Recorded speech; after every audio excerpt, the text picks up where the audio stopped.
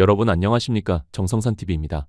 한반도를 둘러싼 국제정세가 전례 없는 경랑 속으로 빠져들고 있는 가운데 최근 미국의 유명 팟캐스트 방송인 더 존 배첼러 쇼에서 나온 발언들이 대한민국 안팎에 거대한 충격을 던지고 있습니다. 정성산TV 좋아요, 구독, 알림은 큰 힘이 되겠습니다. And so he is celebrating the defeat of the United States and South Korea in Vietnam. He has called the U.S. forces occupying forces. You have a prime minister who called the U.S. the 14th province of South Korea. You also have this fake president who has allegedly sent money over to North Korea.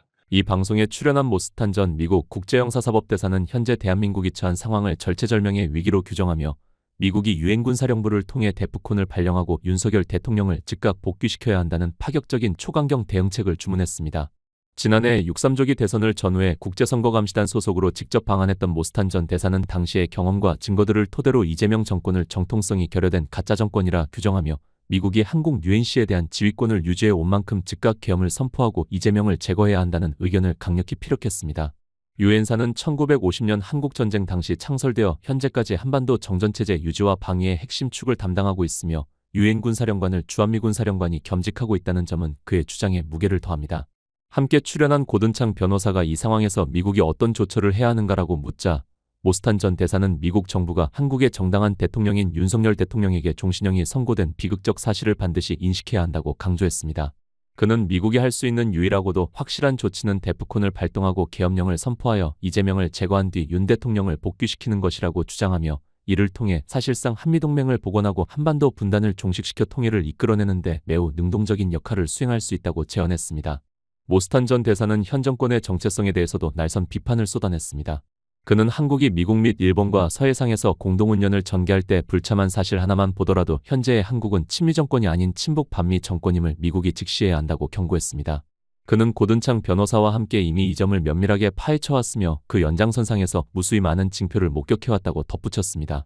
특히 이재명이 개인적 영달을 좇는 것인지 이념을 따르는 것인지에 대한 진행자의 질문에 대해 모스탄 전 대사는 그가 12개 혐의의 5개 소송에서 과거 유죄 판결을 받은 전력을 미루어 볼 때 권력을 공고히 하여 공산주의 독재로 나아가고 있다고 직격했습니다.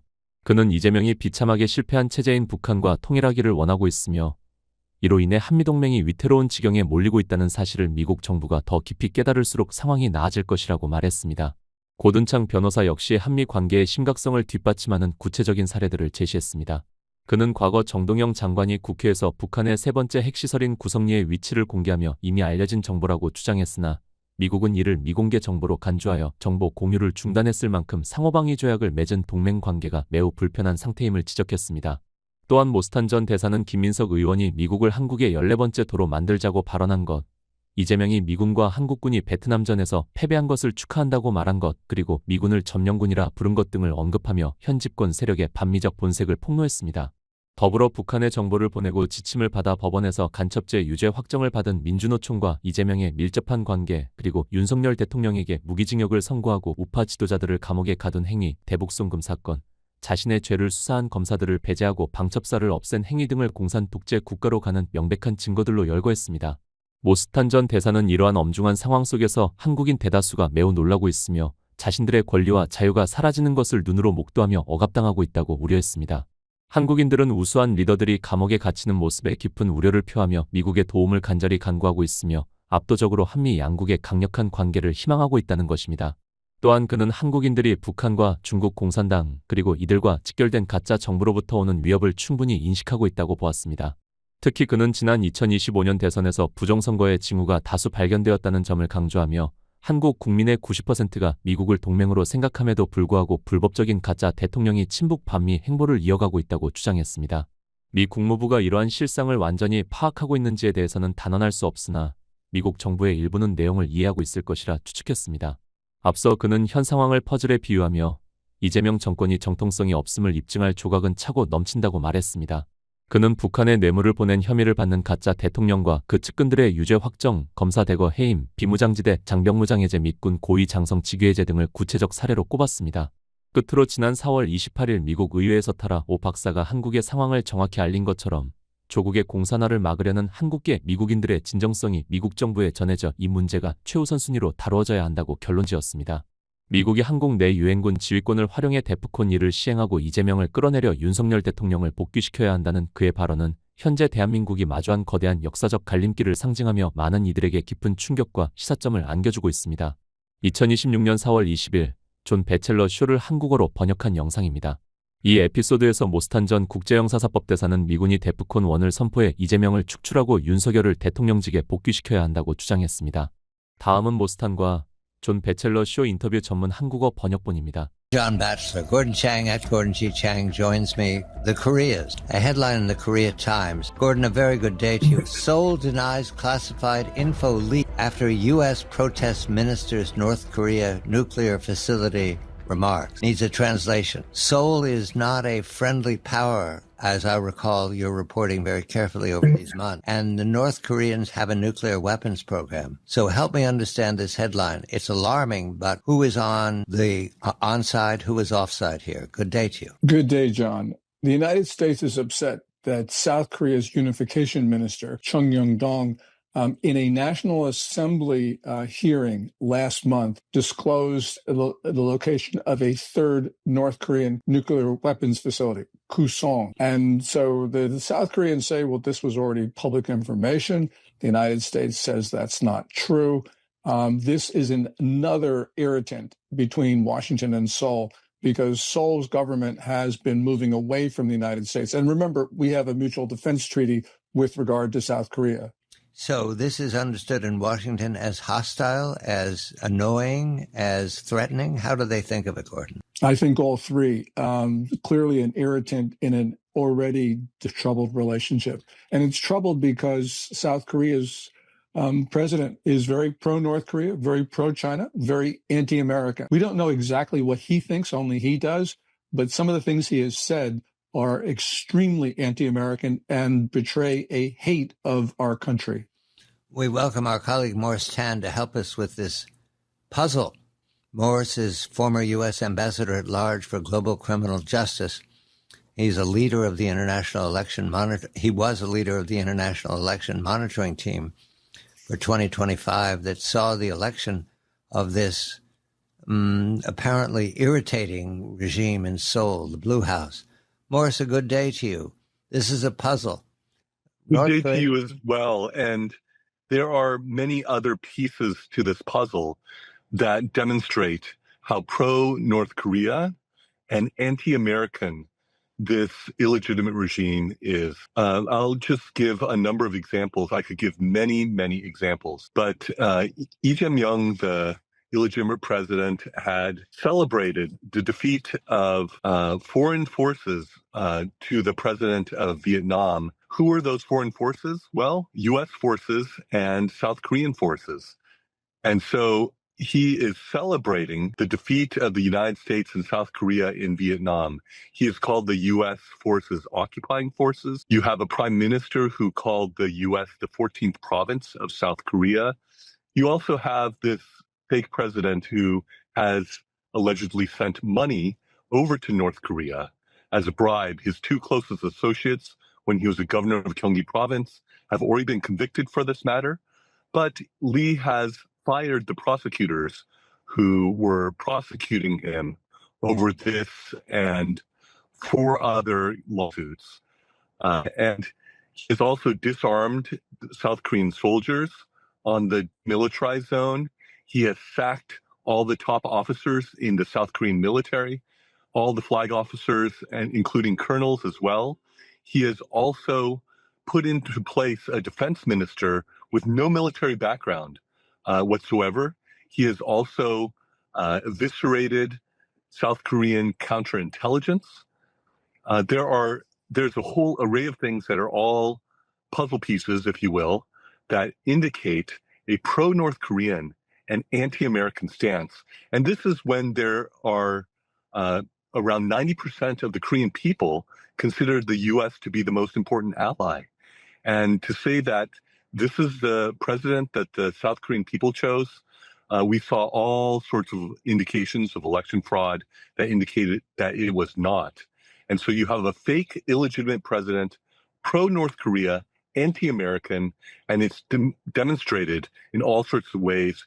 He has put his foot in flooring the accelerator to increase what South Korea is doing to this extent, to a very alarming extent. You also have the North Korea-aligned Korean Confederated Trade Union, which is closely tied with Lee Jae-myung and his administration, where the Supreme Court had convicted one of the leaders of the KCTU, upheld his conviction for literally taking orders from North Korea and sending reports back to North Korea. And so this is what we're facing here. And the more that Washington recognizes and realizes this, and the sooner that is more fully recognized and realized by more in our government, the better. Gordon, I have a question for Morris. Morris, what can the United States do in this circumstance? I think that there should be a recognition of the rightful president of South Korea, President Yoon, who has been sentenced to life imprisonment in a South Korean prison. The U.S. retains command over the UN Central Command in South Korea.